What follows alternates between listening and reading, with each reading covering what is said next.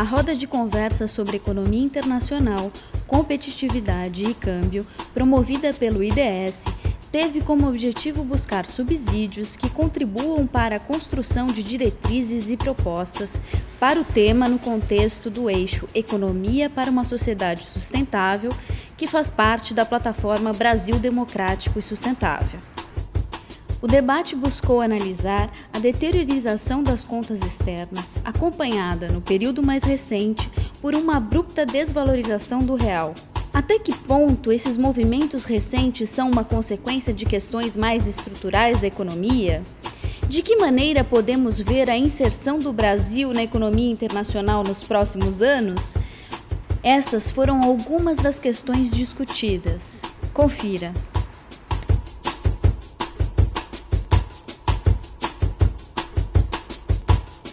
Essa recente desvalorização do câmbio, ela tem muito a ver com os movimentos que estão acontecendo no Banco Central americano, né, de maio para cá. Só que a gente não pode esquecer que a desvalorização do real não começou agora. Ela começou lá em junho de 2012. Junho de 2012 a taxa era 1,60. Se a gente comparar mesmo com os 2,20, vamos esquecer os 2,40. Nós estaríamos hoje com uma máxima desvalorização de 30%. No dia a dia, da mesma forma que o preço de outros ativos, a taxa de câmbio responde a qualquer notícia que afeta o seu valor futuro, pois a demanda por moeda estrangeira depende do que as pessoas acreditam que ela valerá no futuro e, portanto, depende das taxas de juros e da mudança esperada na própria taxa de câmbio. O que aconteceu recentemente, não é?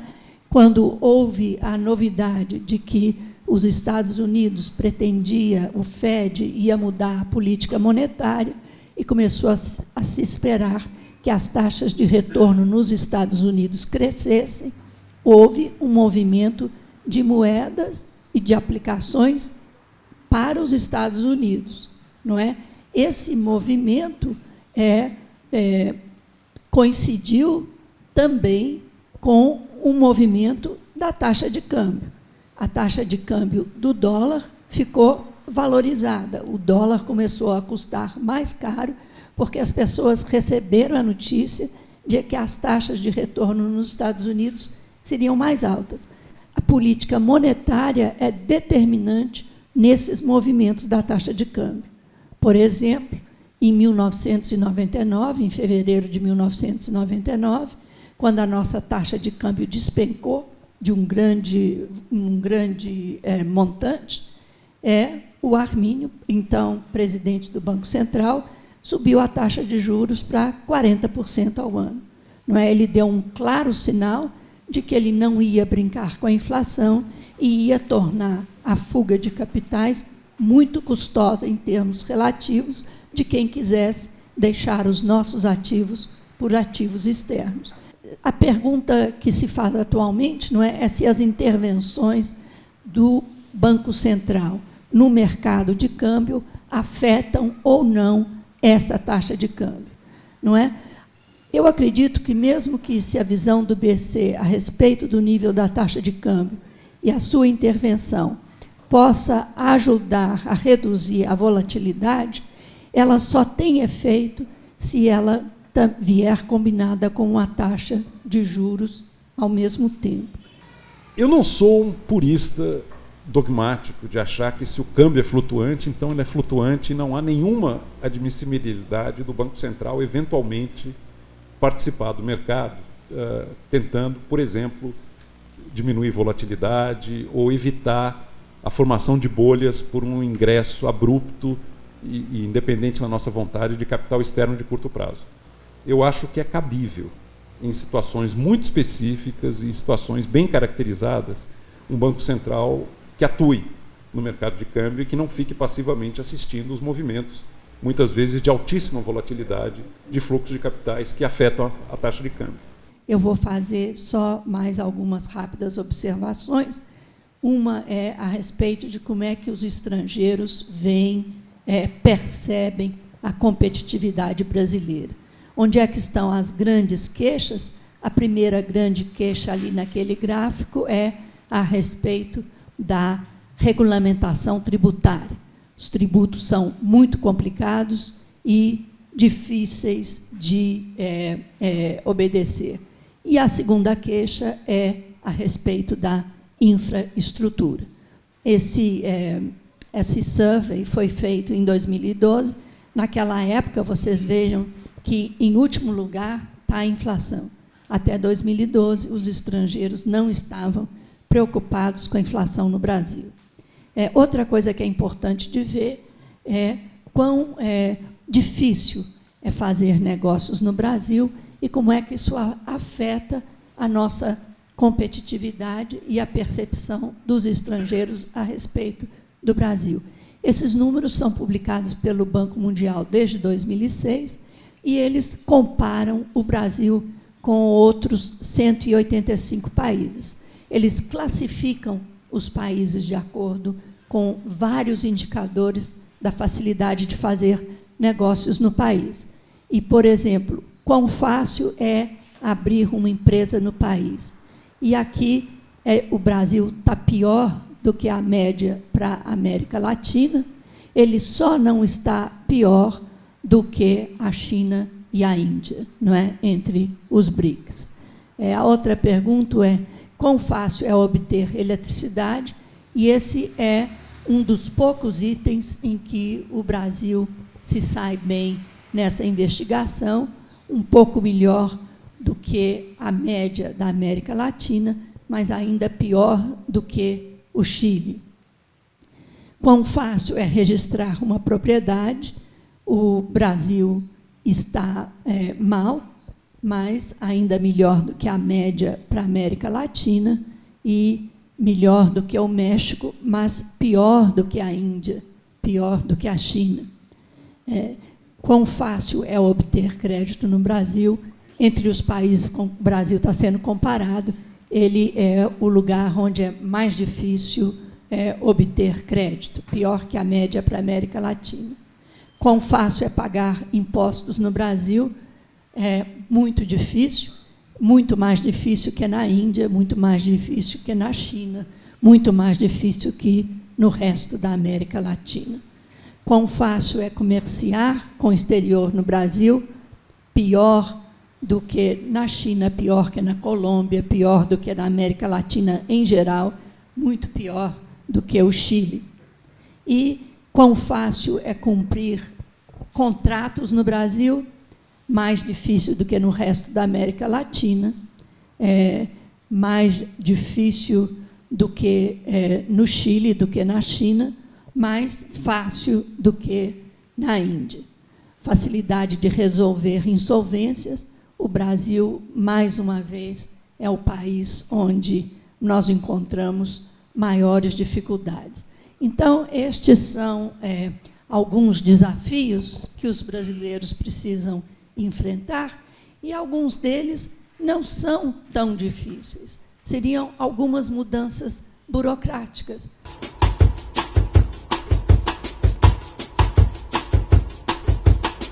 A partir da crise cambial de 98, 99, o câmbio passou a ser flutuante, pudemos praticar juros menores, a política monetária deixou de ser tão extravagante quanto vinha sendo, o juro real no Brasil vinha caindo e vem caindo consistentemente, e mantivemos a liberdade de movimento de capital. Nós conseguimos melhorar o desempenho da economia e o arranjo macroeconômico do Brasil.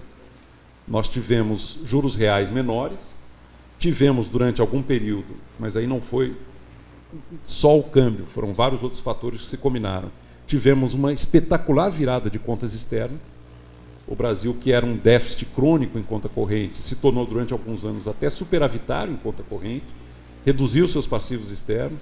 É lógico que os termos de troca a nosso favor ajudaram, é lógico que o crescimento da economia mundial ajudou, mas o câmbio flutuante também foi muito importante nesse movimento. Melhoramos as nossas contas externas, reduzimos ao longo do tempo a dívida líquida do setor público, tivemos um patamar, na média, de juros bem menor e o país apresentou também um crescimento menos oscilante, menos volátil. O problema é que, a partir de algum momento, no segundo mandato do Lula, e aí nós começamos a chegar perto do presente, nós fomos perdendo a nitidez e a consistência nessa política macroeconômica. O governo passou, em relação à política fiscal, e aí tem que se falar do tripé, a ter uma postura muito expansionista, ao contrário do que era a postura prudente e de geração de reais superávites primários que marcou o primeiro governo Lula. Em relação a câmbio, o governo passou a se comprometer, embora não explicitamente, com algum tipo de patamar ou algum tipo de piso para a valorização do real. Chegamos, inclusive, a adotar, em alguns momentos, controle de entrada de capitais, né? Começamos a mexer também com a liberdade de movimento de capitais, que é um dos pontos do trilema, por conta de um argumento de que um excesso de capital externo entrando no Brasil estava sobrevalorizando demais o nosso câmbio, que é flutuante, e, portanto, prejudicando a competitividade do setor industrial. E a pressão foi muito forte, o governo acabou cedendo a isso, impondo restrições à entrada de capital no Brasil, né? Em relação à inflação e política de juros, o governo também passou a forçar a mão, trazendo o juro primário no Brasil claramente para baixo do que seria o juro neutro, para manter o máximo crescimento sustentado, sem gerar desequilíbrios de macroeconomia, especialmente pressão inflacionária. E o que nós temos hoje é um regime que eu chamaria de indefinido em relação à política macroeconômica. A sensação que passa é de que todas as iniciativas de governo, elas, além de aparentemente atabalhoadas, elas não trazem em nenhum momento uma reflexão sobre no longo prazo, né? A questão da redução do preço da energia, quer dizer, nada é feito no sentido do estímulo à economia, à conservação, ao uso racional da energia. Ela é feita no preço, a diminuição do preço, que significa, na verdade, um estímulo ao consumo da energia. Então, ou seja, aquilo que é estratégico para o país, como o álcool é estratégico para um país num cenário de mudanças climáticas. Aquilo que é estratégico para o país, que é energia elétrica, também no cenário de mudanças climáticas, o Brasil tem um grande diferencial, que é a sua elétrica relativamente verde. São valores que são literalmente desprezados quando se quer tomar uma medida de curto prazo, na minha visão, para solucionar questões de consumo e de geração de renda e economia. E eu acho que na questão dos subsídios, a despreocupação não só com o longo prazo, mas o médio prazo, é evidente nas políticas adotadas pelo governo. Não é? Na parte das isenções, um total desprezo das consequências para a nossa política tributária. Na parte da energia, como você apontou, um total desprezo pelas consequências do meio ambiente. E uma outra forma de subsídio que você não citou, mas que tem se tornado cada vez mais importante, é a transferência de recursos do Tesouro para os bancos públicos, que emprestam a uma taxa de juro que é metade da taxa de juro pela qual o governo capta os recursos. Então, quer dizer, eu ouvi cálculos que são assustadores do que isso representa em fluxo de dívida ano a ano, daqui até alguns anos no futuro, e esse problema já se encontra espelhado no comportamento da nossa dívida bruta, que tem crescido exatamente por causa dessas transferências. É toda uma filosofia de governo que aposta no microgerenciamento e gera a espiral intervencionista, porque ao tentar corrigir um problema aqui, você gera uma distorção ali. Aí você precisa mexer de novo. E ao mexer nessa distorção, você gera mais 3. E aí você tem que mexer em mais 3 coisas. E eles vão se enredando e afundando numa espiral intervencionista. Nós vamos ter que rever essa filosofia de ação. O Brasil hoje não é o Brasil da década de 50, mas, de certa maneira, é como se a política econômica tivesse revertido a década de 50. Não é? Então, quer dizer, é como se a filosofia desse governo, a ideologia desse governo, fosse uma ideologia que a maioria dos policymakers no mundo inteiro já deixaram para trás. Não é? Então, nós estamos voltando a uma filosofia que pregava intervenção do governo, o Estado grande, e todas as coisas que nós tínhamos deixado para trás.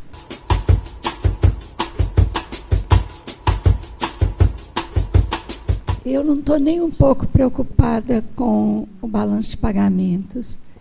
Eu acho que até 2005, a razão pela qual a gente pensava nos desequilíbrios do balanço de pagamentos e se preocupava com a possibilidade de uma crise de balanço de pagamentos, advinha do fato de que, numa crise, você poderia ter uma desvalorização grande, e essa desvalorização teria um impacto sobre as contas fiscais, porque grande parte, ou talvez a maior parte da dívida pública, ou era indexada ao dólar, ou era uma dívida externa. A partir de 2005 e até 2008, você conseguiu se livrar dessa dívida indexada.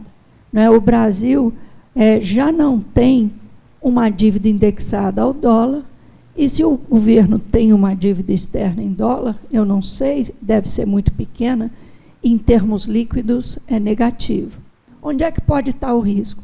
Sem dúvida, tem muito dinheiro entrando no Brasil, mesmo que não seja para financiar o governo.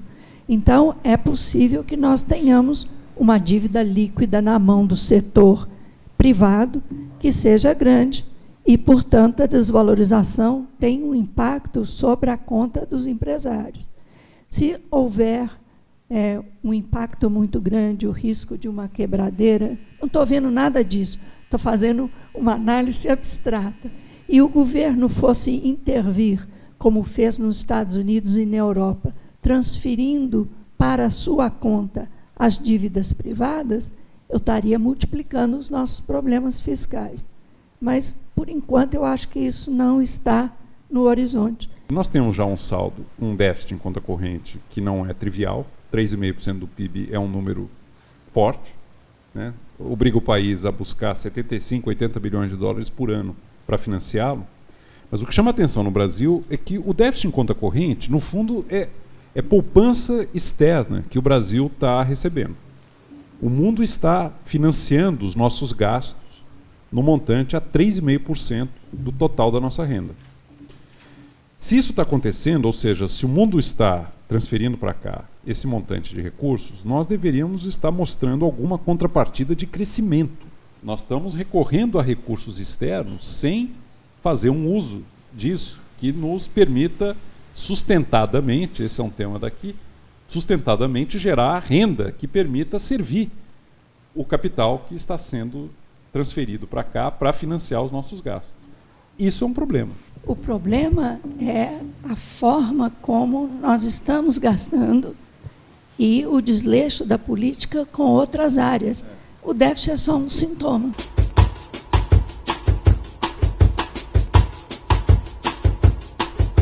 Eu prefiro a palavra produtividade do que competitividade. O que o Brasil vai ter que olhar com muito cuidado é como aumentar a produtividade da hora trabalhada.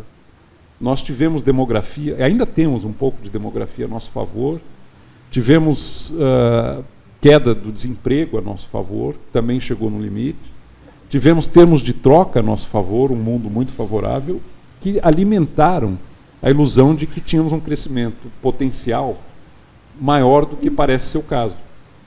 E para a gente ter crescimento daqui para frente, vai ter que melhorar a produtividade. Não dá mais para contar com redução do desemprego, incorporação de classe média, demografia a nosso favor e termos de troca melhorando para nós.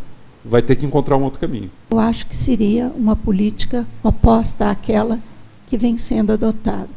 Não é a minha receita incluiria uma política monetária que olha para o centro da meta da inflação, uma política de câmbio que deixa o câmbio flutuar, mas que, em momentos de uma entrada muito grande de capital, usa mecanismos de preço para tornar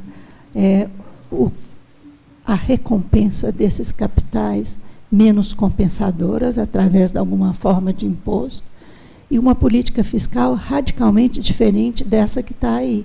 Eu terminaria com as isenções, eu acabaria com vários dos subsídios, eu tentaria simplificar os impostos brasileiros. Essas são reformas difíceis, mas eu acho que só elas podem, de fato, contribuir para um funcionamento mais eficiente da economia.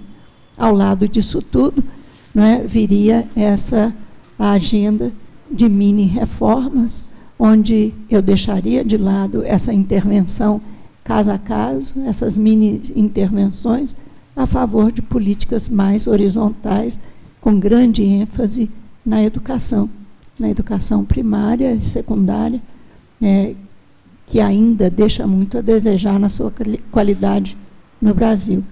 Eu acho que essas medidas talvez criassem a base para que novamente retornasse um interesse pelo investimento em infraestrutura.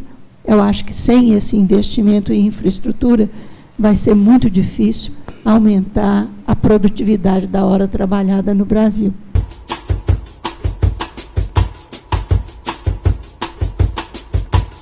Se houver uma nova rodada de desvalorização cambial, eu acho que esse é o cenário mais preocupante, com impacto inflacionário relevante, a tentação para uma recaída populista de controle de preços e de segurar a inflação de maneira suja o ano que vem vai ser muito forte.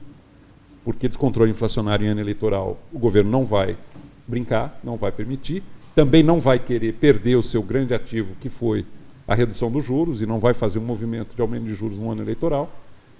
Se houver pressão inflacionária relevante, por uma nova rodada de desvalorização cambial, eu creio que nós podemos dar mais alguns passos em direção à Argentina, né, nesse caminho que nós estamos rastejando para chegar. Né. Uma argentinização da política econômica brasileira, eu acho que é um cenário de pesadelo, mas que paira hoje por tudo que nós temos de retrospecto em relação ao que vem sendo o governo Dilma. Eu acho que mesmo que a gente sofra uma nova desvalorização, talvez ela não seja tão forte, com um passo tão rápido, que leve à necessidade da argentinização da economia brasileira. Eu também tenho o mesmo medo, não é? Mas eu acredito que existe uma opinião pública muito alerta no Brasil a respeito desse perigo e do que isso significaria. Então, eu fico esperando que a presidente tenha alguns conselheiros que tenham algum bom senso e não deixem que ela vá por esse caminho.